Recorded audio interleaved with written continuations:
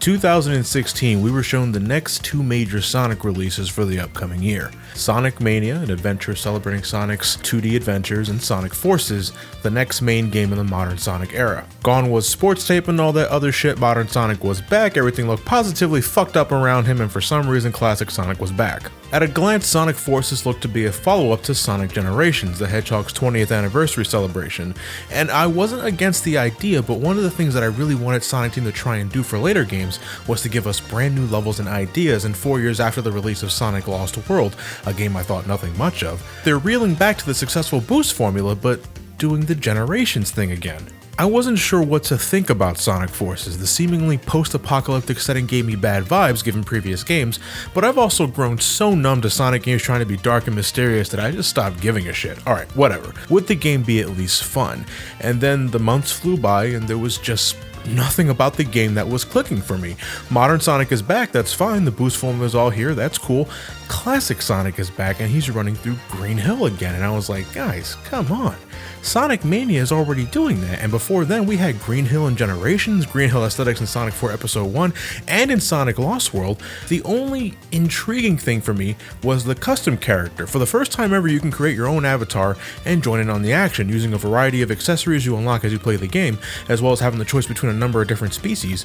Sonic Team had effectively weaponized one of the biggest things about the Sonic community, the OC, the original character, a thing I'm sure Sonic fans have done at one point in their lives, everyone's made the joke. But I found that a brilliant marketing strategy. Still, that wasn't enough to hook me. More months passed, Sonic Mania came out, I played the hell out of that, loved it to death despite the overuse of nostalgia, and I did a review on it that you can catch on the card on the top. And yet, even then, I was still unsure about Sonic Forces. The game was coming out soon, they announced that it was being sold at $40, I feel I didn't know much about anything new, we got familiar bad guys coming back, and it looks like Green Hill wasn't the only thing being reused for this adventure. Sonic Forces gave me the impression that it was going to be on autopilot for the whole stay, and I feel that's the perfect description for it.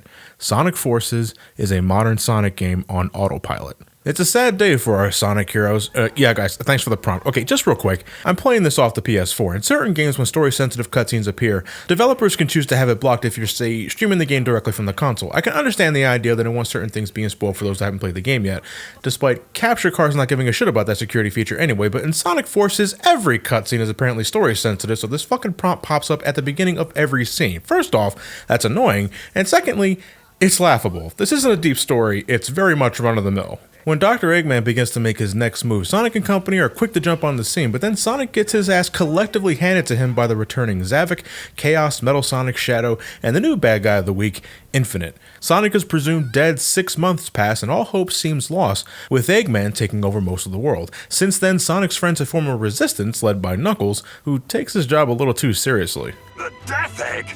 Oh man, that's not good. None of this is good, Vector. That's why it's called war. War is hell. Soon they recruit a new member to their team, your Avatar. Look, Blaze the Cat isn't in this adventure yet for some bizarre fucking reason. Silver is here, so I had to fill the gap somehow.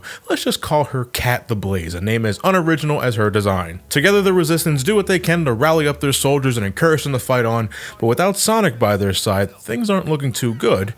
Then suddenly Sonic is revealed to be alive.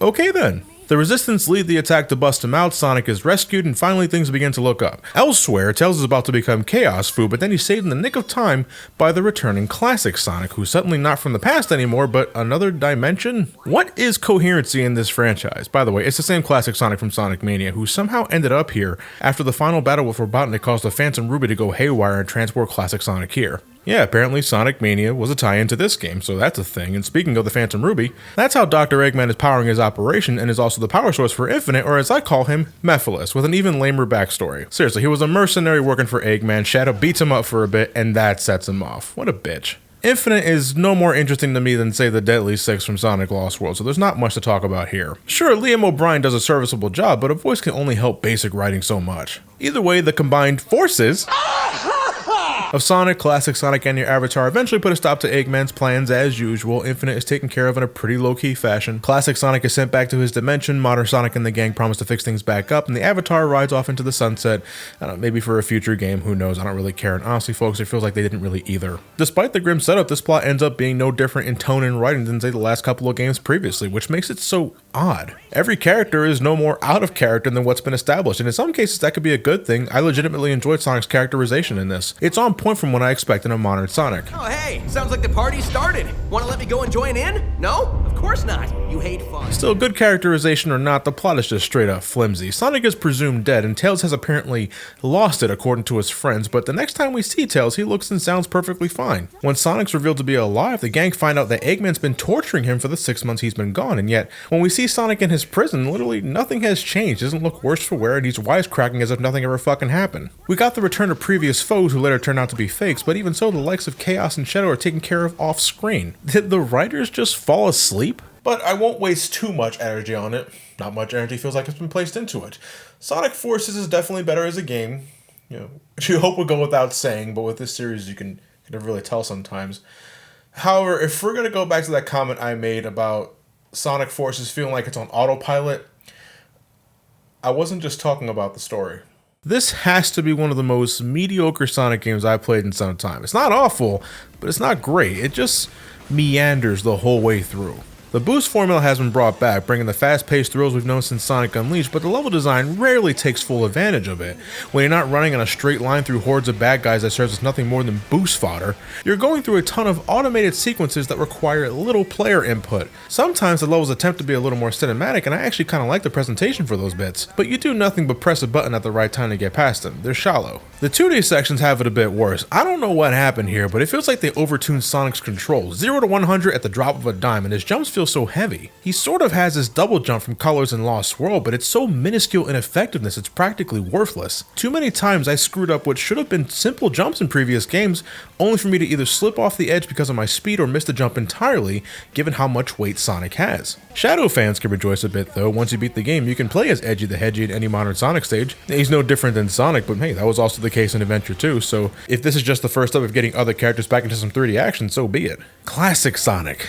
Well, this ain't no Sonic Mania, that's for fucking sure. It isn't even classic Sonic from Generations. You got the occasional shield, power sneakers, and invincibility, but elemental shields are completely gone, and not much is given to the player for exploring, and I really don't feel encouraged to do so. And if you thought modern Sonic was heavy, classic Sonic feels like a 5-ton weight with the drop dash. Now that works just fine to be fair, but every time I make jumps with this guy, or when I'm spin dashing up slopes, there is a clear struggle at work here that never eases up. I'm just gonna say outright, classic Sonic is the worst part of this game for me. He has some of the most uninteresting stages, his controls are too loose, and in terms of plot significance, he has none. He didn't need to be in this game. Classic fans already got their slice of the celebration with Sonic Mania. To have him here in these bastardized attempts at classic Sonic hampers the game in its entirety. Nobody wins when it comes to classic Sonic here, and that makes me sad. The avatar is basically modern Sonic without the boost and access to wisp powers from Sonic Colors.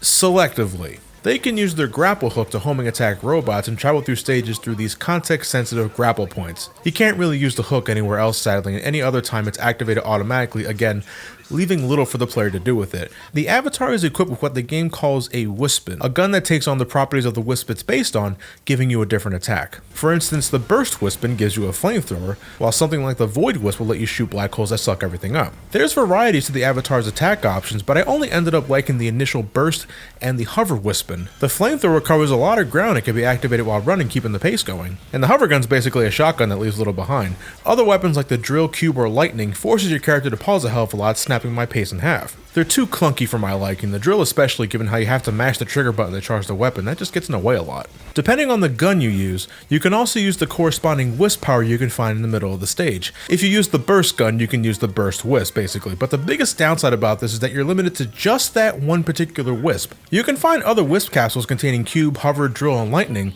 but without the appropriate gun, they're just there to tease you. I know what they were going for. They wanted to accommodate for every gun so that every choice had their own way of using power-ups for extra goodies, but in a way this makes the wisps more situational than they've ever been up until this point, and yet optional at the same time. I swear this game leaves me so fucking mixed. But complete honesty here, the Avatar gameplay seemed to be the one style that had the most effort placed into it. Mechanically, everything works the way it should, and again, there's a degree of variety here with the different types of wisp guns at your disposal that you can switch out anytime between stages. The different types of species you can choose also come with added perks. The bird can double jump, the cat can take additional hits, and so on and so forth. And as you unlock more gear and gizmos for your character, being able to customize the appearance of it adds a lot of charm to the idea. I had some fun messing around with this feature, from creating my Not Blaze the cat to creating this spiffy bird I named Frank that has a good fashion sense but has seen the end of days, and likes to lurk under your bed while reciting lyrics from Guns N' Roses songs. What?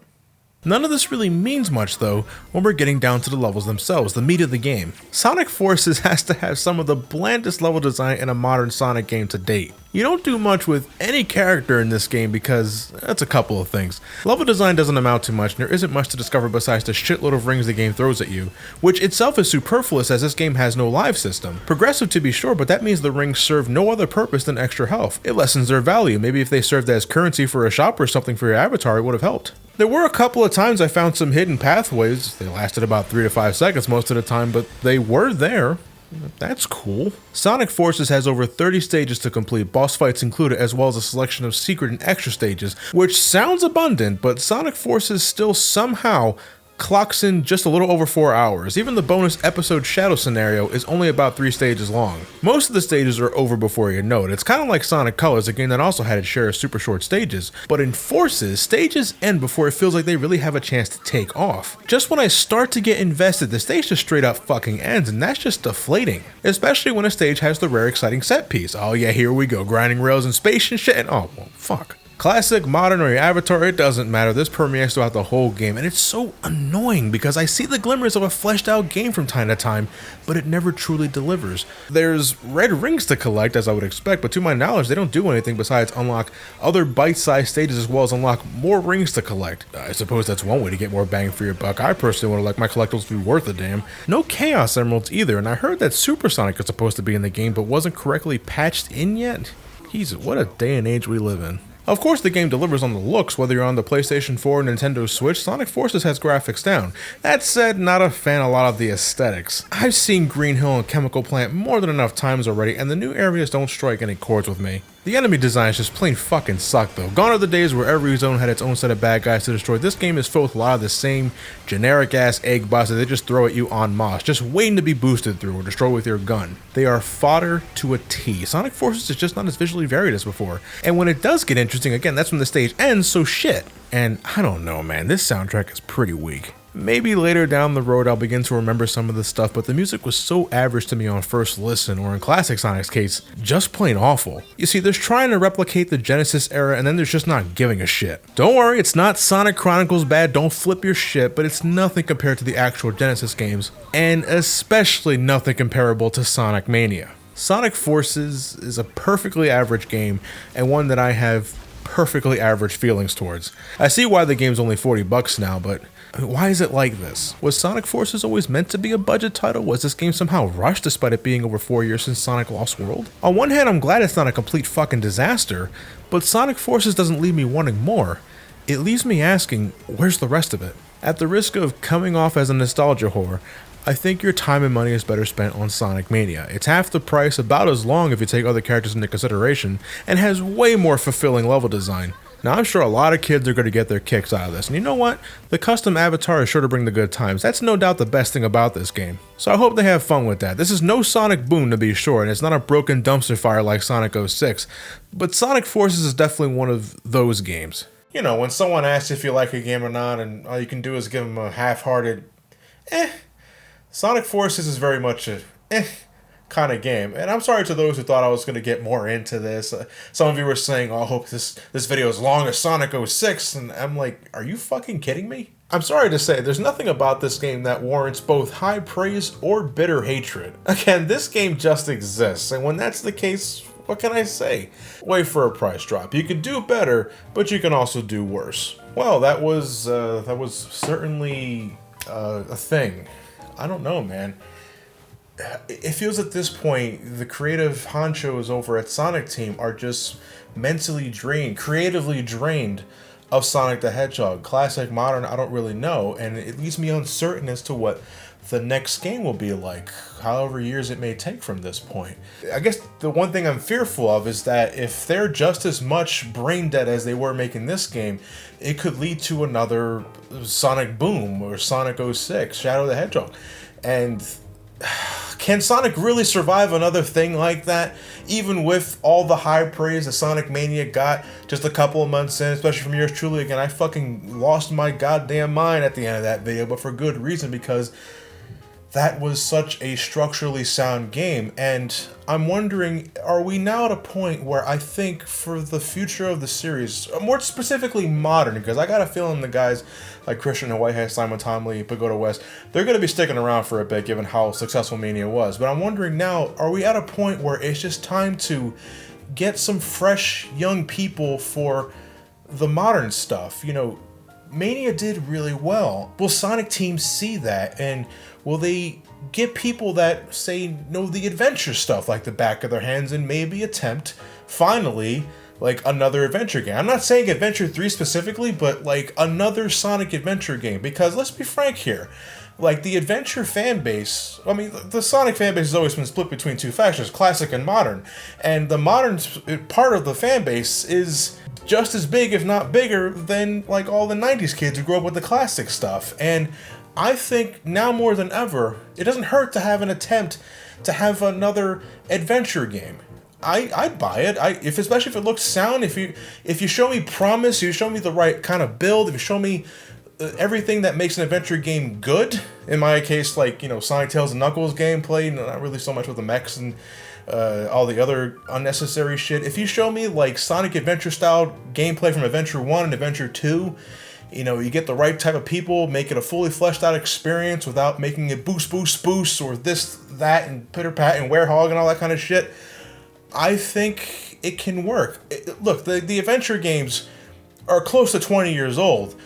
06 was over 11 years ago. I think it's finally time to go back to what people remember modern Sonic for the most, and what is that other than the adventure games? I think it doesn't hurt. Give it a shot, Sonic Team. What else do you have to lose at this point? You've clearly shown that you can bounce back from the abyss, and then you rest on your laurels, and then shit like this happens. So get up, get some fresh blood in your veins, get some new people, get some fans of the adventure stuff. Like you did with Sonic Mania, do for the adventure stuff. Hopefully by next time I'm here with the modern Sonic stuff, I'm looking at another adventure style game that'll knock it out of the park for modern fans, the same that Sonic Mania knocked it out of the park for classic fans. That was actually pretty good for an unscripted part, so I better leave before I fuck it up. With all that said, I'll see you guys for the next video. Thank you all for watching. Have yourselves a fantastic night, and take care.